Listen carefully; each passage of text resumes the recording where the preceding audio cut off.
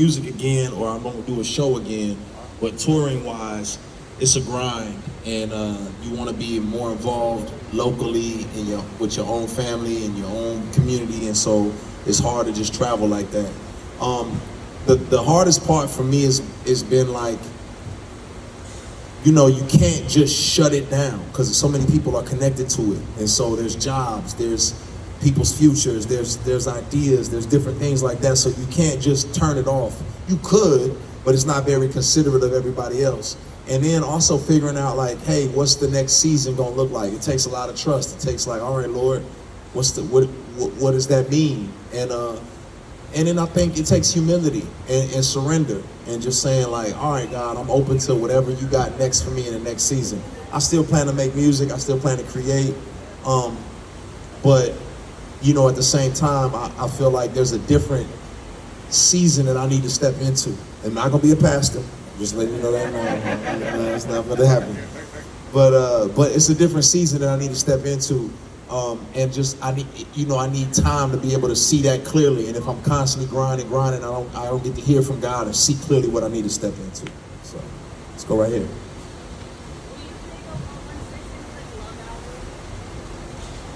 All right, I like that thought. A love album. I think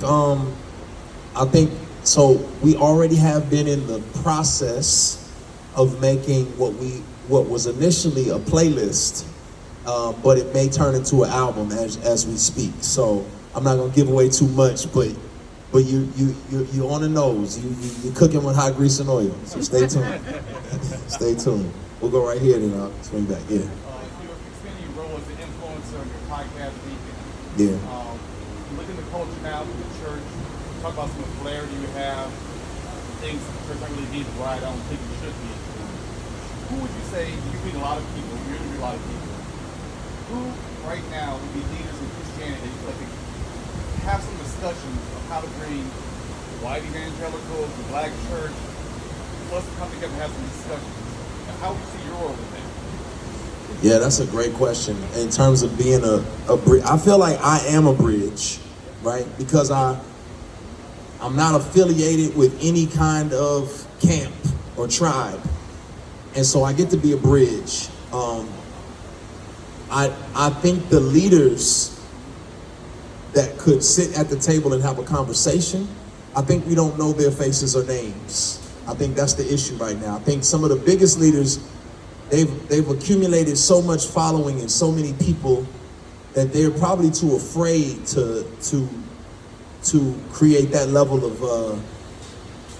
to risk that, right? So it's probably people that we don't know their names or faces right now, but they are powerful voices and powerful people.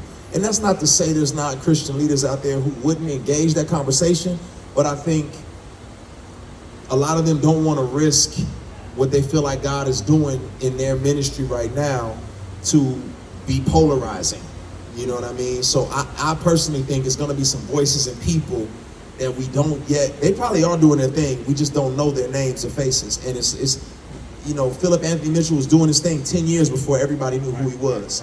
So I think there's people like that who are in the trenches now, and I would love to be a platform or a bridge to have those dialogues and those conversations. Yeah. Let's go here, and then I'll come back over here.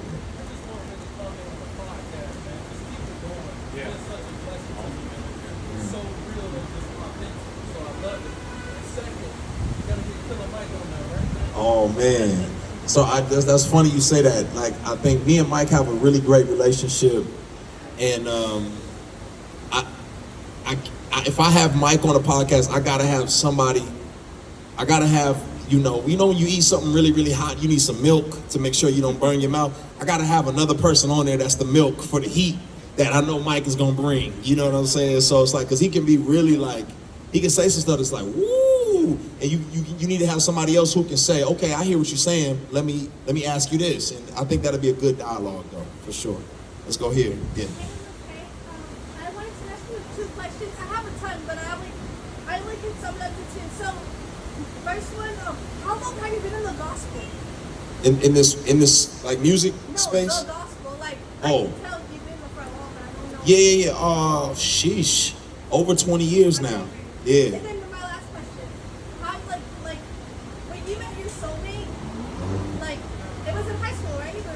I was 18. So like, Yeah. can you tell me something about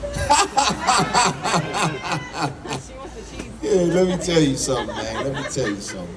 What's your name, sweetie? My name's Jalen. Jalen. Okay, Jalen, check this out. Here's what I'll say. What I'll say is this. I'll say there is a big world out there, and that God has not limited the person for you to some specific, like, it's not like, oh, if it's not this one, then that's it.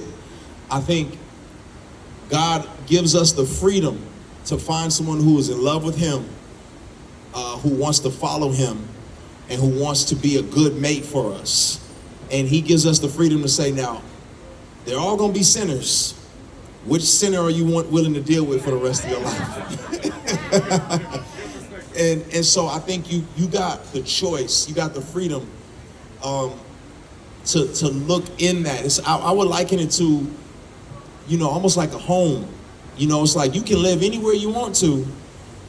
You don't have to live in this one or that one, but but either one you decide to live in, does it have the right ingredients to make it a home? And I would say, man, put yourself in places and spaces where those type of people are, those type of guys are. Where are those places and spaces? Be in those environments, because community is really what did it for me and my wife. It was community. I wanted, lions hang with lions, cheetahs hang with cheetahs. And if you hanging around pigeons all day, you're not gonna find an eagle. You know what I mean? So put yourself in a place where you see the eagles flying, and then continue being the eagle that you are. And they'll see. You know what I'm saying? I tell my daughter all the time, I say, hey, the cheap cars need commercials. The expensive ones, the people who got the money know where to find them. So you ain't gotta advertise, baby girl. Just be around the people who got what you know what I'm saying? If they got it, they gonna see you. You know what I mean? So continue doing what you're doing. Yeah, go ahead right here. When you wrote Deconstruction, the last verse, Yeah. were you already planning Reconstruction? So that's a great question. I said deconstruction ended and reconstruction is beginning. And I knew the next project was gonna be called Reconstruction. I didn't know yet what it was gonna sound like, what it was gonna feel like. And I did about 70 songs before I got these 19. So I knew that was the direction I was going in, but I really needed to let the Lord lead me, because I was like, how do I say what I've been through? How do I say where God has brought me from and landed my plane in an album? And the songs they weren't clicking at first. So, we did 70 records before we got these last 19. Really, it was like 25, but the other 5, I said, let's save those, because they're really, really good. And we'll put those out later. So, yeah. Let's go here, and then I'll go here. You all right? You all right? It's my first time seeing you. So. Oh my God. What's your name? Brittany. Brittany? I can't believe I'm talking to Brittany, y'all. This is crazy. I'm talking to Brittany, y'all. This is crazy. My first time getting to talk to you. This is wild. I'm nervous.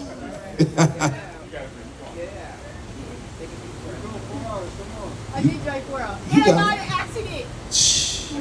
But you still here. Yeah. Yeah. What is your advice for a soon-to-be wife when we got 3 kids? Woo! Woo! We get married in 2 weeks. Okay. Here be my advice after almost 20 years in this thing. You're gonna marry 5 different people. That one guy is gonna be 5 people over the course of your life, and you're gonna be 5 different people over the course of y'all's marriage. So be adaptable. He's gonna change. You're gonna change.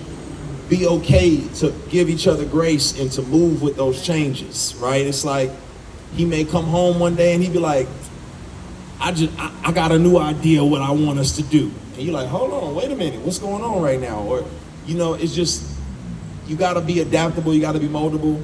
And as long as that person is willing to be led by the Spirit of God, then, you can move with them. But when the Spirit of God ain't in the building, then you got a problem, right? So I would just say, be gracious, be the rock, Pray a lot. A lot. Make prayer a regular part of y'all lives. My wife and I make a habit of praying when we go to bed at night. We just cover the house, cover the kids, you know, and then also let the kids see y'all be dependent on God. Let them see what that looks like, right? Because this relationship with Jesus is more caught than taught. Yes. So they're gonna catch it. You know, my kids, they catch us praying or they catch us in the Word. We teach them, but it's the little things they see. My son said to me, he said, man, I've been starting to read the physical Bible. I said, why is that? He said, I don't know, because I see you reading the book. So I said, let me just grab the book and stop using my phone. I was like, you didn't have to do that, but I didn't even know you were spying on me either. So, but that's the advice I give. Yeah. Let's go here. So my name is Jonathan the Survey. So the Survey means one who opens. Jonathan means Jonathan in Hebrew. I'm not Jewish, my wife is. All right. So I have a statement and then two questions. Yeah. So Jonathan means gift from God. So my name is one who opens gifts from God. Mm. And today, my wife and I are celebrating our anniversary. Hey now. Hey now. Almost 20 years as well. Let's go.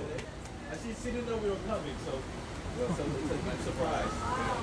So question number one, I serve as a full-time faculty of entrepreneurship, the first and only in Miami-Dade College. I would love to have you as a virtual guest speaker. Flex is going to be our guest speaker in November. Yeah. November 11th, I believe. Okay. So Monday night. So question number one, I've been in conversation with Flex about transitioning. I'm a screenwriter as well, a producer. And so I would love to know what are your thoughts about, Flex again mentioned, I see that again, but he had mentioned that you would like to be behind the scenes. And there's a huge opportunity my wife and I are working on called Roads to Redemption, about a pastor who had a past life that now has to protect his church, and this is set in Haiti. What do you see yourself in film behind the scenes? That's the first question, and I have another question after that. Yeah, no, that's really good. Yeah, no, I love to. I'm all about pushing the kingdom, you know, in light, pushing out darkness, and so I can be involved. And I get behind the scenes and just support things like that all the time. I do some stuff on film, but I'd rather be behind the camera instead of in front of it. I'm just be honest with you. So yeah, that's something that I'm definitely interested in. If you're already in contact with Flex, then that's light work. That's easy. So just, you know, let's keep the ball rolling and see what happens. And Yeah. the last question I have is, can everyone make a round of applause for my wife and I, our anniversary? Happy anniversary! You made it. We're still making it. That's right. I'm still here. I'm still here. That's good. Of course. Right here. So my question is, you're not going to be touring anymore. How long did you wrestle with that, and how many confirmations did you need? That's good. I've probably been wrestling with that for years. Probably for the last, probably 5 years, you know, wrestling with that because, you know, there's so many things and you're just trying to figure out like, well, if I stop doing that, what does that mean about this? And how does this affect this? And how does this affect this? And what does that mean for my drummer, my dancers? What does that mean for my keyboardist? What does that mean for the production crew? And I'm thinking about everybody's roles and jobs. And so I'm like thinking of alternative plans and it's not my responsibility. Like, you know, God will take care of them. But if I can figure out something to serve, like, what does that look like? And then the other thing was, well, Lord, what am I going to step into? Right? So it doesn't mean I won't do shows anymore. You know, it's like, it's probably rare. It'll be rare. It'll be like, okay, I'm here, but it's an event or something happened. And so it was just the thought of like, well, what's most important in this season? And what I always have said, but I need to live, is that the world can find more artists and more concerts to go to get inspired, but my wife and kids only get me. So I need to make sure that I am 100% there for them when they need me. Oh, confirmations. I would just say it was one confirmation. I wasn't seeking it, and the Lord gave it to me, but this is what I tell you he did. He gave me breadcrumbs. Breadcrumb here. Where does that lead? That leads to this. Where does that lead? That leads to this. Where does that lead? And all roads led to my cousin saying, hey man, will you be on my podcast? And I said, yeah, I'll do it. I did his podcast and he said, you need a podcast. I said, yeah, but that's a lot of work. I don't know how to do all that type of stuff. He said, I'm gonna start it for you. You just show up. And then it was like, all right, Lord, all right, I see what you're doing. And once the podcast started doing well, it was like, all right, I hear you, Lord, I see you. So it's a lot of breadcrumbs. Yeah. Go ahead. Wow. Well, shout out to, hey. That happens to me more than you would believe. People are like, yeah, man, I didn't know you made music. I'm like, yo, that's wild. Been making music all these years, and people are like, but I love the podcast, though. So hey, praise the Lord, praise the Lord. You know what I'm saying? I mean, you never know how God transitions things. So I'm blessed. Yeah, I'm blessed. Tim Ross, that's my cousin. Yeah, Tim Ross. Yeah. So, my question has to do with music, right? Okay. I know you're not going to tour anymore. Yeah. Even though when you did church clothes before, you said I was the last tour. Now you're going to miss it. So it's all good. It was the last church close. But, And last church close tour. so you've made songs with Cannon, like you've made like a couple songs that maybe have not been released. That's right. And then there's artists like Connor Price, who I'd love to see on track with you. So what can you say about like that? You got anything in the chamber with artists that we haven't heard you? Yeah, I do. I got a million songs with artists that you haven't heard. Some of them are too old now. They just wouldn't be good. You know, like I got songs with KB. I'm like, oh, that's just old now. Like we need a new one. And then there's other artists like you mentioned, like Connor Price and people like that you want to get around and doing music with. It's just time. It's just like really finding the time to get it done and to get in there. Amidst everything else that you got going on. So that's really the biggest hindrance. But I think in this next season of my life, it's kind of like all I'll do is create music, speak, and podcast. And it won't be like the touring element involved. You know what I mean? So that's one, that opens up some space for me to do some more things. Yeah. I think this is the last one. Yeah, go for it. So I've, like I expressed to you, I've been a fan for a very long time. And my two questions would be, one, what is your favorite song from this album? And does any of these songs top the previous ones? And then my second one finally would just be, in regards to, let's say, a financial standpoint, what would be your advice to, let's say, a couple who is trying to get by, even though right now it's just check by check, especially at least with inflation? That's good. That's a great question. Do you have kids? One boy, yeah. Okay, so I got 3 kids, and if somebody said, do you have a favorite child? I would say it depends on what day of the week it is. So when you ask what's my favorite song, it depends on what day of the week it is. Right now, Bless You is it's like it's something in my soul on this album. When it's done, it just like, it hits a place. You know, for a long time it was Headphones because I was grieving my cousin's loss.